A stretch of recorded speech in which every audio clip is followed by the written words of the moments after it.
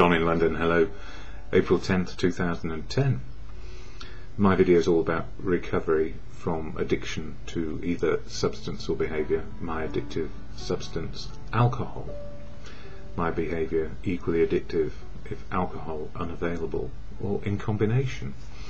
So, alcoholic in recovery, knew I could be obsessed by people, places and things, work, relationships, collecting, materialism, I guess a marketing person's dream. And these days, just ambling along or striving along as life experience demands sometimes, or I need to be plugged into the world in a certain way. And that's to be conscious and aware of reality and be able to be sober one day at a time. And what I've learned over the last few years is I benefit greatly from a one-day program courtesy of a fellowship which grew over the last 80 years or so, and that fellowship is AA, Alcoholics Anonymous. And I don't speak for AA, never can, never will, never want to. I can share about my experience, strength and hope of recovery as a human, finding out what it's like to be sober one day at a time. And the more days I go along continuously in sobriety, the more life has meaning, depth. I feel it, I experience it, and I learn how to live it. And sometimes life is what it is. So there are no breaks in sobriety. It's not different to anybody else's experience other than the filter has gone. The things which I used to filter away, the sadness, the depression, the feeling of inadequacy, the feeling of less than, trying to be perfect, trying to fit in, trying to be just very trying often. So these days, one day at a time, recovery from addiction seems to work. Addict in recovery, doesn't matter what the substance was. I never got round to any more, I guess. Well, yes, I did. Nicotine, caffeine, chocolate, food, anything.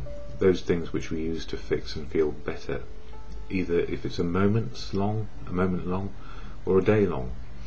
And often we start with conviviality around the things that we like. Then we find we want them, or need them rather, and then we want them. And when we get to a place of want, we then find that self-will comes into play because we want to constrain ourselves. And the more we try and constrain our wants, the more we seem to want. So these days, less wanting. What a relief that is. So, life is as life is. It is what it is. And sometimes it's working well, and sometimes it's not working well. But the gift of recovery is that I'm facing reality. And this fellowship, AA, the anonymity bit, is the sanctuary like you would experience from a doctor, a counsellor, or somebody who is there to help you in confidence. Anonymity affords sanctuary to find out what the truth is. And as we start to face the truth, it becomes palatable. We start to understand that truth is better than fiction or exaggeration. Truth is better than hiding from it or denying it. And truth is something we can deal with if we learn how. And I guess for me, I didn't learn how very well for a long time. I learned how to cope, and often coping strategies are mentioned as a way to get on, or ways to keep on going. But a coping strategy is just that. Strategy, maybe is the wrong word. A coping tactic in a lifelong process, which is living. So coping, strategies for that can overwhelm us in the end because we keep on coping too long. And self-will will run out eventually, and we have to find a balance again. So these days, restored to sanity is a daily process, letting go of trying to make it so on a daily basis, and knowing that I'm powerless over alcohol, and taking a drink would make my life unmanageable again. Why? Because if I took one drink, I'd wonder what the next one would be like, and the next one, and the next one. And before I knew where I was, I would be back in the same old mess all over again. So For me, AA has saved my life, and I don't say that glibly. It's a truth for me, and I share about how AA helps me, from the statement of intent about what AA is to some of the readings from AA as well. So I'll start with the AA preamble, shared at every meeting I go to. It's been a while since I've been to one due to an unfortunate fracture in my foot, but I hope to remedy that today. So the AA statement of intent reads as this: Alcoholics Anonymous is a fellowship of men and women who share their experience, strength and hope with each other, that they may solve their common problem and help others to recover from alcoholism. The only requirement for membership is a desire to stop drinking. There are no dues or fees for AA membership. We are self-supporting through our own contributions. AA is not allied with any sect, denomination, politics, organisation or institution, does not wish to engage in any controversy, neither endorses nor opposes any causes. Our primary purpose is to stay sober and to help other alcoholics to achieve sobriety. So, all good, all well and good.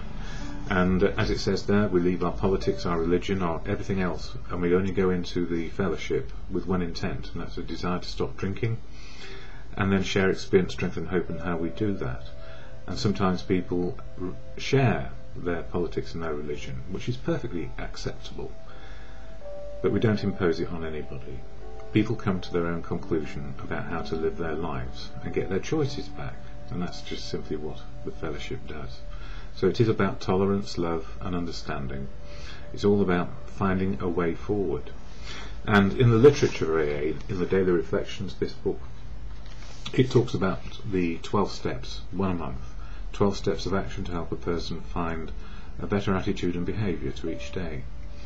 And April is all about step 4, and doing a fearless moral inventory of ourselves, so we know where we're coming from and what we can do today. So it sounds like a big thing, and I suppose it is, because we're taking stock. And as we take stock and see where things went wrong, we become aware of some of our character traits, if you like. Some we might like and some we are not so keen on, but they're all part of us. And the purpose of doing the audit or inventory is simply we can change. We can change. So for today, April 10th, it says about growing up. The essence of all growth is a willingness to change for the better, and then an unremitting willingness to shoulder whatever responsibility this entails. And it goes on to say, sometimes when I become willing to do what I should have been doing all along, I want praise and recognition. I don't realise that the more I'm willing to act differently, the more exciting life is. The more I am willing to help others, the more rewards I receive. That's what practicing the principles means to me. Fun and benefits for me are in the willingness to do the actions, not to get immediate results. Being a little kinder, a little slower to anger, a little more loving makes my life better day by day. And it's not about getting praise for all those things we thought we ought to have done before, but now we're doing. It's about just living life and getting along gently. And there's a piece here in the 12 Steps and 12 Traditions.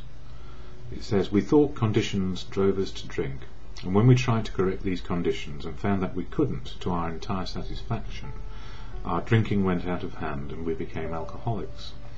It never occurred to us that we needed to change ourselves to meet conditions, whatever they were. And when I said life is what it is, sometimes it's good and sometimes it's just very, very challenging, and it's full of every emotion that we can possibly imagine. Our feelings go up and down. These days, though, I don't look for oblivion, which is what I used to. So what helps me on a daily basis? Always the serenity prayer to good conscience, or to God, or a higher power, of your choosing and understanding what is unique and authentic to you. God, grant me the serenity to accept the things I cannot change, courage to change the things I can, and the wisdom to know the difference for me is always just for today.